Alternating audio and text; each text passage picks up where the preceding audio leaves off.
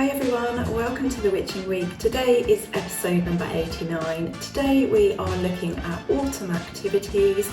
We're looking at the autumn equinox, which is just over a week away, and we're looking at the mythology of this time of year. So grab a cup of tea, put some incense on, get comfy, and we'll explore the Witching Week. Hi everybody, welcome back. Thank you for being here, thank you for watching. I'm afraid my house is making lots of noises where we have been running the water and our plumbing's a bit crazy, but I need to crack on and film this today. So hopefully that will die off as we do this video, a bit like the plants and the trees at the moment, their leaves which are slowly turning colour, and that will quieten as this particular episode goes on. But this is one of the downsides of living in a nearly 200-year-old house. So if you've never watched the Witching Week before, we get together every single Friday and we discuss the weather, the seasons, the turn of the wheel, any witchy goings on, and we just generally have a cup of tea and a bit of a chinwag. I'm ever so sorry I wasn't here last week. Sometimes my body just says no, and I'm trying to listen to that a little bit more. I was still getting over the summer holidays, having one of our children here, it just completely exhausted me. So I took last Friday off. I'm sorry about that, but I intend to be here for the future. So today I am drinking Focus, one of my favourites. I've really been enjoying that this week. This is mango, pineapple and ginseng. It's really nice, really smooth. And I'm going to be burning some Tree of Life, which is a satyr one, but I haven't actually lit it yet. I've been rushing around this morning, so let's get that on the go. What have you guys been up to? How have you been? Let me know in the comments the sort of things that you've been doing.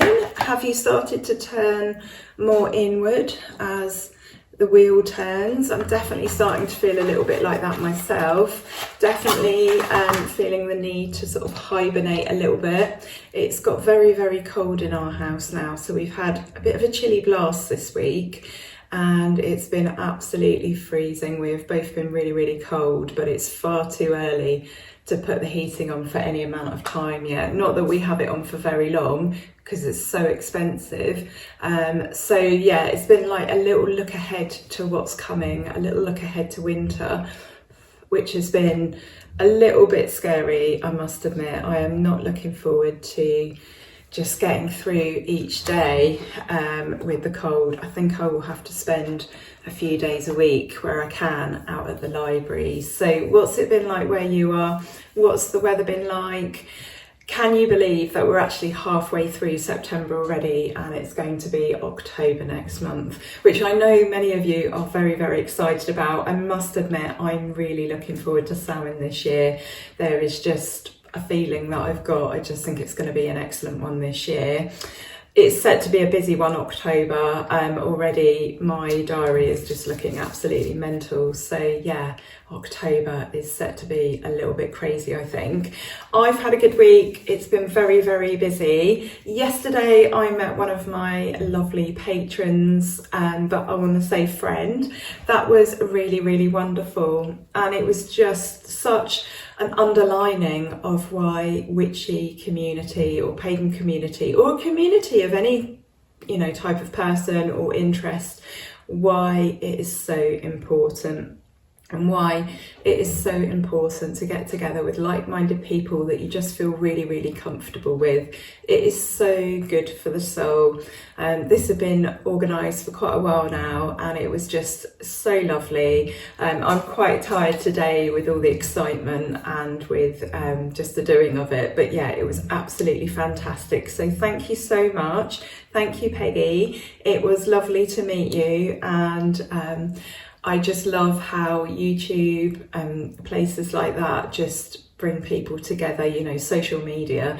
I know we're very quick to say how awful it is, and many aspects of it, it are, but it really does connect people, and I think that's so good for people that follow a witchcraft and pagan path. So yeah, lovely end to my week. Did you see the Aurora last night? Last night there was a reasonably strong Aurora. Some said it was as strong as the geomagnetic storm we had back in May. So it was May the 10th when we got these amazing pictures here on the cemetery. I was keeping an eye on it. We were getting alerts from about 7 p.m. as it was getting dark, and it always seems to drop around bedtime. So I tried to hang bedtime out a little bit later than usual so that I could have a look, but it was very, very cloudy at that point. But then things always hot round about midnight. That is the time that you want to be going out and having a look, really. So no good if you are someone who goes to bed early and gets up early like I do. It's more if you're a night owl, which I'm definitely not, which obviously has its pros and cons. But let me know if you managed to see it. Let me know where you are. If you've got any photos, please feel free to send them in. And that goes on any subject, absolutely anything at all. I can't promise that I will always show them. It depends whether, you know, it depends what you send me and whether I'm going to be sort of covering that kind of topic again or whether it's relevant and stuff. But I love to have a look anyway. You might want to send me pictures to show me something, but you don't want them shared. So just, yeah, get in touch if you've got anything exciting going on. But certainly if you've got any pictures from the Aurora last night. We are going to be at solar maximum until about 2025, they believe. So a little bit longer. So I think that we might have more luck at seeing the Aurora, obviously, as it gets darker, because at the moment we have to wait until it's about midnight. Although that does seem to be the time, even in the winter, it seems to be sort of like midnight to about 3 o'clock in the morning. But yeah, hopefully, if you haven't managed to see it yet, this has been a very, very unusual year. We are at a peak in terms of solar activity, and we won't be here again for quite a while, but we have been very, very lucky this year, unusually lucky. We saw the Aurora stood outside our house, like in a town. Okay, we're not a huge town, we're a small market town, but you would normally expect to have to go out to somewhere dark. And I have seen this morning that that has been the experience for people around the UK. They did need to go out somewhere dark. But back in May, we were stood outside our house with houses around us, light pollution, and we managed to see it because it was that strong and that spectacular. So yeah, if you did, I'm so pleased for you. So in the shops at the moment, they are starting to display, well, we've seen Christmas goodies and we've seen things for Yule, but some of the shops, especially things like garden centres, are setting up their autumn sort of Halloween displays, which is really, really exciting. We have a huge garden centre near us. Basically for the rich and famous, I would say. We live in the second most expensive area after Westminster, which obviously has its pros and its cons, but we have this amazing garden centre that sets up a huge Christmas display. So they always start off putting up like an autumn display and having that there whilst they do everything else in the background. So they started this in August, end of August. So that tells you how big this display is. They have 4 whole months to get this up and running, and it is always absolutely spectacular. There's no grotto though, which always surprises me. There's no place where children could go pay and get a cuddle with Father Christmas and get a present, but it's just brilliant for us adults. And they have a huge village that moves, everything moves, and there's a little train that goes around. It's absolutely beautiful.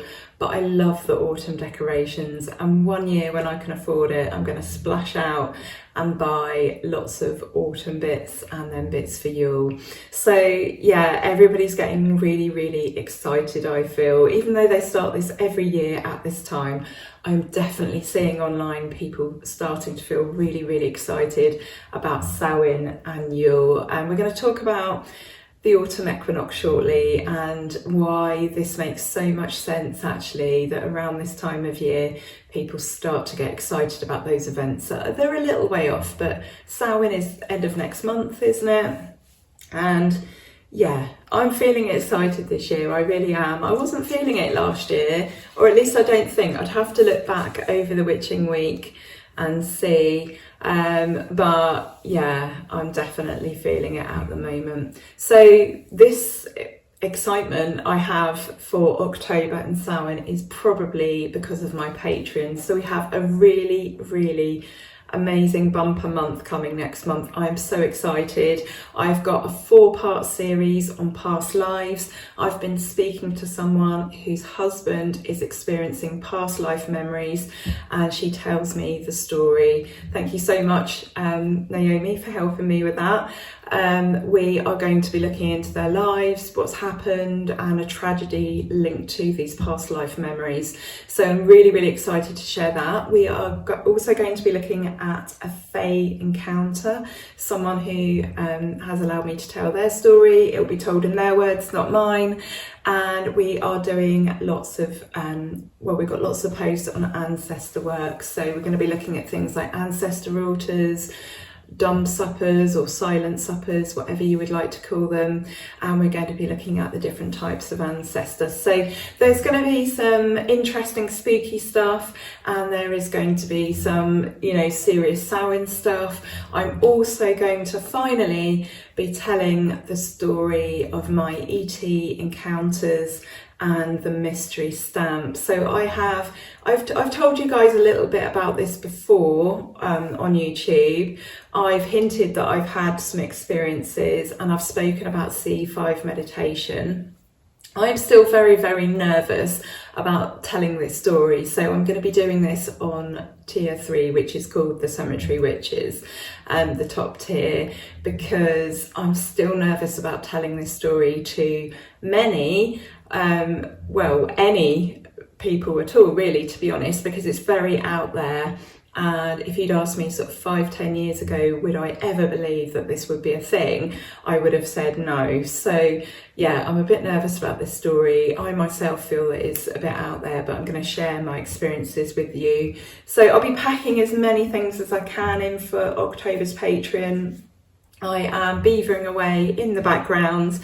And yeah, if you fancy witchy community, you want to engage with people in somewhere that is gentle and safe and welcoming, and you would like to engage with others, and you have those attributes yourself, then you would fit perfectly into our wonderful group. If you love what I put out on YouTube and on Instagram and Facebook and places like that, then it would be a comfy home for you, and you'd be very welcome.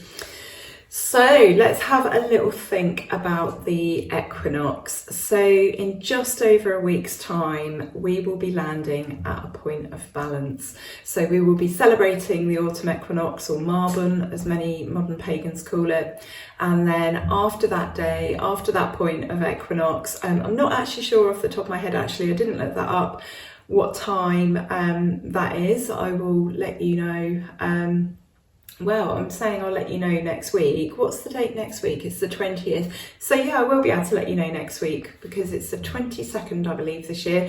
I'm a little bit behind this year. But anyway, after that point of equinox, the balance will be tipped, and we will truly be moving into the darkness. We will have more hours of darkness than we will have light.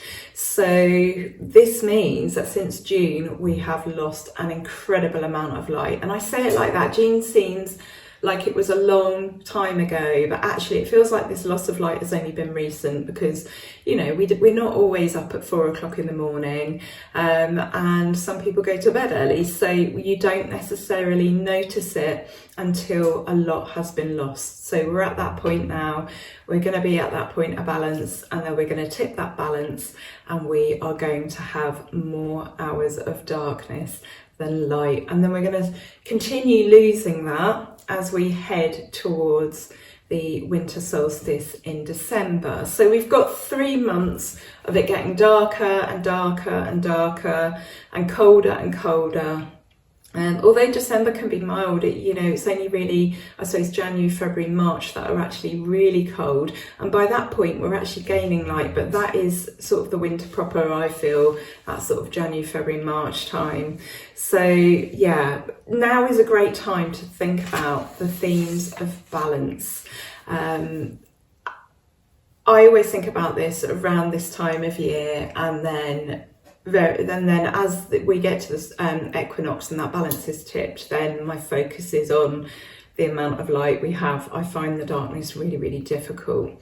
But I think it's lovely to have 2 points in every wheel every year where we get to think about the themes of balance. So we've got 2 reminders really. Each time the equinox comes around, it's time to think about balance. And by that I mean the balance within our lives. So this is all aspects of our life. This could be relationships. Do you have balance in your relationships? Are both people pulling their weight? Are both people investing in the relationship equally in terms of emotions and feelings and emotional support? We can think about work, and we can think about home and think, have we got a balance between the two? We can think about family, you know, especially I'm thinking of women here that are mums, they're wives, they are daughters, and they have lots of family responsibilities to juggle. Are you getting any me time? Are you getting time to decompress? Time for yourself, and time so that you can get back to those duties. This isn't about being selfish. This is just about making sure that you can function and you can enjoy your life and you can be all the things that you need to be. We can think about balance in terms of things like exercise and food. Do we have moderation? So we can look at balance really as moderation. Do you have balance in your business? So I don't necessarily mean the amount of time that you're working and the amount of time that you're not, although as I've just said about the work-life balance, that is one thing to spend time thinking about. But do you spend enough time, for example, marketing as well as doing the work? Because it's all very well having a business and having a role and doing certain things, but are you driving the traffic to that business so that you can find work and you can earn money? This is very much, I suppose, a self-employed thing I'm thinking of. You could be thinking about business from the point of view of being employed by someone else. Is there balance there? Is there balance between you and your colleagues in terms of the workload that you take on, in terms of responsibilities, in terms of conscientiousness and being proactive? There's lots of ways that we can think about balance when it comes to our lives and it comes to assessing them. So I really, really love the equinox. I love this point of balance. It's a liminal time. We are not in one thing or another. So you could say that at this point in time, we're not really in the summer and we're not really quite in the winter yet. We're at this sort of strange point in between where we are seeing a little bit of each. And this week has been like a prime example. We woke up, we had like 3 degrees the other night and we woke up very, very cold. I think it was yesterday morning, so it was Thursday morning, and it was very much a feeling of winter. Looking outside the window and in the house and just like the damp and the temperature, but by yesterday afternoon it was really, really warm. So we're having those typical days where you go out with your coat, you go out with the jumper on, and then you're far too hot in the afternoon. So we're not really in winter, but we're not really in summer yet either. So yeah, I try to embrace the equinox before I start thinking about Samhain and Yule too much, which has been a bit difficult for me this year because obviously I've got more going on than just an Instagram page. I am actually doing the Patreon, so I'm writing articles. So I've been very much sat in that Samhain energy at the moment, but I try every equinox to sort of stay in that equinox energy and think about that at least until it's passed, and then my mind goes on to Samhain and Yule and sort of preparing for winter really. So I've spoken a lot here and on Instagram about staying in the moment, and that is something I'm really trying to embrace this year, but it is hard because I'm always working a month ahead with Patreon. But yeah, so yeah, balance in your lives. Have you got it, do you think? Are you good at assessing this? Do you do what I do, and that's every time the equinox comes around you have a little think about that, you have to think. And yeah, this is the important thing, is putting the practical into sort of motion. So it's all very well thinking about balance, But when you assess the situation, if there is something that's out of balance, what are you doing about that? Are you actually making changes? Because that's the whole point of this exercise. It's all about self-development. It's all about bettering yourself and bettering your life and sort of the way you live.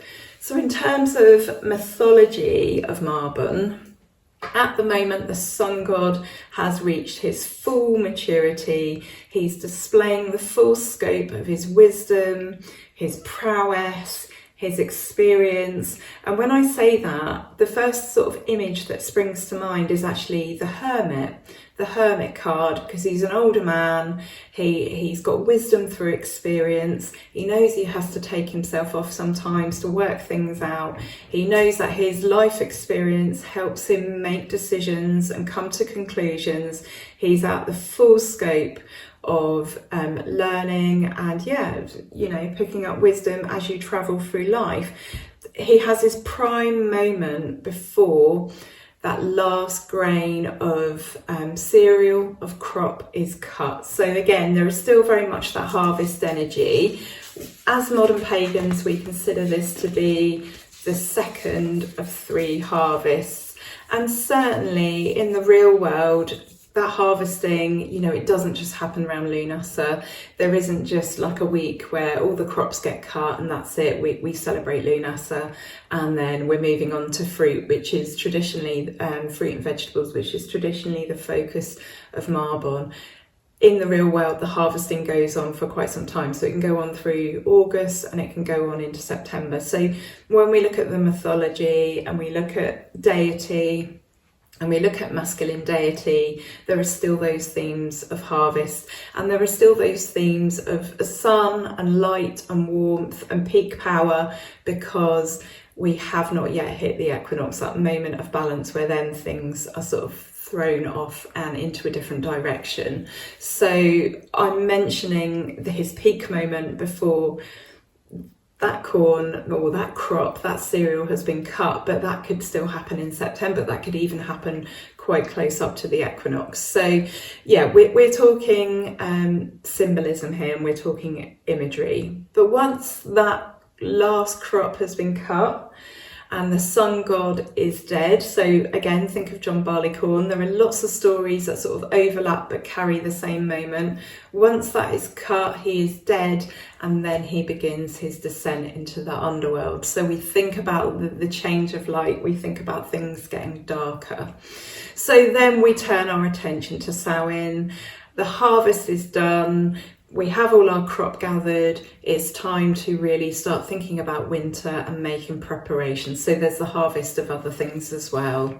So what are the activities that we can do at this time of year that make sense with the energy present, that makes sense with our energy, because our energy is going to dwindle now. We're not getting as much sun, we're not getting as much vitamin D, it's colder outside, sometimes the weather is inclement, and we will spend more time inside. So this is a perfect time for studying, for journaling, for writing any kind of thing really. You might want to write poetry, you might want to write prose, there might be stories that you want to tell. This is a great time to write stories and retell them inside by a fire if you've got one, or around a candle. You don't have to have a fire. Reading, divination, obviously the veil is getting thinner as we move towards Samhain. Great time for communicating with spirits and doing any kind of sort of scrying and divination work like that. Practicing magic, so the more practical aspects of study. I feel like the summer is the time that we go out and about and we get our experience and we learn about life and we learn about ourselves, and magical things happen. And then the autumn and the winter are very much those times to reflect on that and learn from that. Update your grimoire, decorate your grimoire, start adding to your grimoire, learn a new area or a new skill, make plans. So make plans for next year, make plans for when you re-emerge again. So it's a bit like being a butterfly, isn't it, in a cocoon. All that work is done, all that growing and that gestation is done in the darkness of the cocoon, ready to come out again at a time that's lighter and brighter. It's a perfect time to do shadow work. So reflecting on yourself, reflecting on certain circumstances and events and things that happen to you. Maybe look at the way you react to things. You might be aware of where you need to change and where you need to better yourself. You might not be. It might take a while to work out what it is that you need to do to improve and be better. And then at the end of the Celtic year, so Samhain, and the beginning of the new one, I really like to have a massive reflection on things. Sometimes I like to set myself the challenge of doing something related to will, not for the sake of it, but something, you know, if I need to put something really into place, then this will be the time that I will do it. So kind of like the, you know, the change of the calendar year, that's when people will set their New Year's resolutions and stuff like that. I don't look at them as resolutions so much, and they don't carry that same energy, but I work out what needs to be done, what needs to be changed, what needs to be stopped, what needs to be started. And I think that Samhain is a really good time to go, right, this is what I'm doing from now on. And then putting that into place, and then sort of sitting with that over the winter, letting that sort of, you know, letting me get my head around that, you know, starting something. But it then, as we get to spring, it starts to pick up and grow as the year then gets warmer and lighter and brighter. So it's almost like that waxing energy of the moon. So last Samhain, I'd been dyeing my hair again for like a year, I think by this point, or a year and a half, and it was really starting to bug me. And I assessed how I felt about having had darker hair, and I did really enjoy it. I did feel like I looked younger, but I also weighed up a lot of the cons, you know, trying to keep on top of it, the mess, the money, the energy. And I just decided, no, actually, I quite like being the authentic me. You know, I don't mind wearing makeup and stuff like that. But in terms of my hair has always been like, it's always sort of expressed who I truly am. And I decided, no, I'm going to grow it out again. And so last Samhain, as you can see, I stopped dyeing my hair. That was the month. October was the month. Obviously, Samhain is right at the end of the month, but I was sort of toying with the idea in the lead up to Samhain, and that was the last time. It wasn't the last time I dyed it. I think that was a month or two before, but that was the time at which I made the definitive decision to stop. So I'm 11 months in now. It's going to be a year next month, and I've probably got another 2 years of growth to get it to this length, and it will be silver. But I made that decision, and I've nearly wobbled a couple of times, but I've reminded myself this is as much about will as it is anything else. This is an exercise in my will to see something through. And I think as a magical practitioner, it's really good to do this every now and then, to have an exercise in will. So those are some activities you can do around this time of year. I see lots of people buying tarot and oracle decks at this time of year and learning new decks, or, you know, taking up the practice of tarot and oracle, and I think this is a brilliant time to do it. The same goes with the pendulum, really, to be honest, but tarot and oracle decks just really seem to be a thing. It seems to be a time when most people discover a deck that they really, really like. So I'm going to do a little reading. We have not had a reading from the Year of Pagan Prayer for quite a long time now. I'm just trying to get my breath because my heart and lungs are working really, really hard currently, and it's quite hard to read. So please bear with me. So I thought I'd read a little bit out of this book from September, about late September and the autumnal equinox and the greater Eleusinian mysteries. So autumn brings with it the memory of the greater Eleusinian mysteries, the ancient rites held in honour of the earth goddess Demeter and her daughter Persephone. These mysteries were renowned throughout the classical pagan world, and men and women from all walks of life came to the Greek town of Eleusis to be initiated into them. The mysteries were old, even in antiquity. There is reason to believe that they dated to about 1500 BCE, and it's impossible to overstate the awe they inspired in the ancient world. Consider that the Roman Emperor Nero, the most powerful person in the classical world, after having provided evidence of his insensibility to religion, law and social norms by murdering his mother, voluntarily withdrew from the mysteries when the high priest called for anyone with familial blood on his hands to leave the holy precinct. But although we know that the mysteries were held in high regard, that they honoured the goddesses of the earth, and that they provided their initiates with a transcendent experience designed to free them from the fear of death, we do not know what actually happened inside the initiation hall. Before the would-be initiates entered, they all swore strict vows of secrecy, and those vows seem to have been kept with exemplary rigour. Theories about what took place abound, but the truth is that, in our current state of knowledge, we have little in the way of hard facts. But if the practice of the mysteries is beyond us, we do know that the death and renewal of plant life and the nourishing power of the earth were at their core. We also know that they were celebrated about the time of the autumnal equinox in late September or early October, although whether or not they were directly linked to the equinox is an open question. But in keeping with the spirit of the mysteries, we can pause at the time of equal day and equal night to honour the goddesses of the earth, without whom none of us would exist, and to remember that spring will follow on the heels of coming winter. So I thought that was really lovely, a little look into the ancient pagan classical world. So we're going to do some cards now.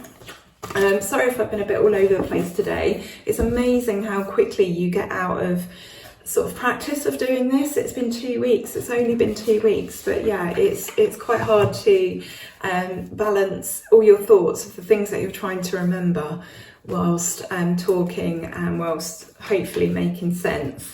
So let me know in the comments what you've been up to, how you are, have you done anything exciting, what your plans are for the autumn equinox, and we'll have a little look at the energy for the sort of the coming week or the coming couple of weeks. Sometimes these readings I feel actually sort of bleed into each other and that they're linked. It's not as cut and dry as this is the reading for 1 week and then the next week it's that reading is strictly for that week. I don't think it works like that. I don't think the magical world works like that.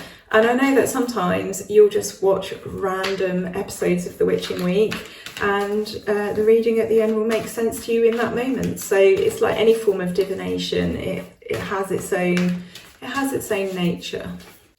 Okay, so we've got 4 cards for today. We have got the 4 of Pentacles, we have got the Strength card, we have got the 2 of Wands, and we have got the 6 of Wands.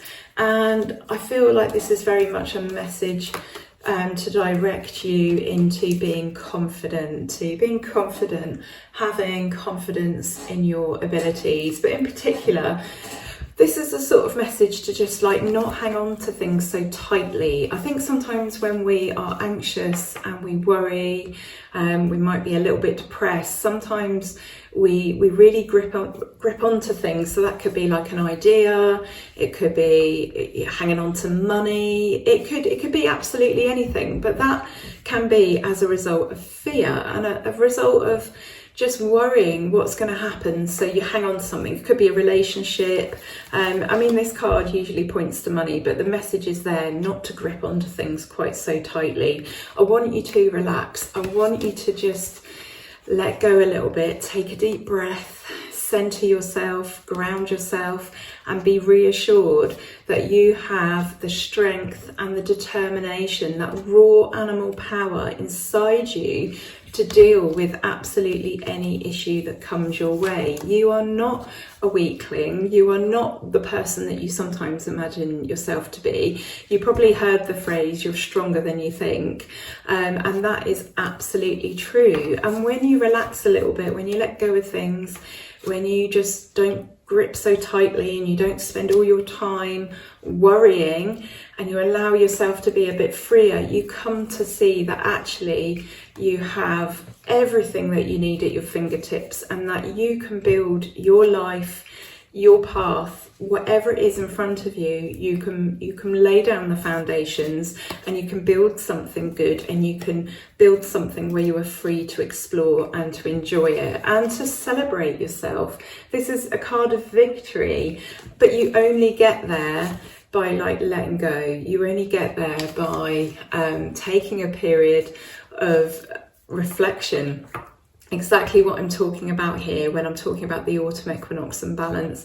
Have that as a reminder each year to just have a little life assessment, assess work, assess careers, assess family, assess children, relationships, business, self-employment, whatever it is that keeps your wheel ticking over and turning, whatever that keeps the cogs going in your life. It could be your mental health even, but take a little look at balance to see where things are in balance and where things are a little bit out of kilter, and then work on those. And for some of you, things are out of kilter because you're hanging on too hard to something, but you have the strength and resilience, you have that inner determination, that inner strength that is there for all of us to access.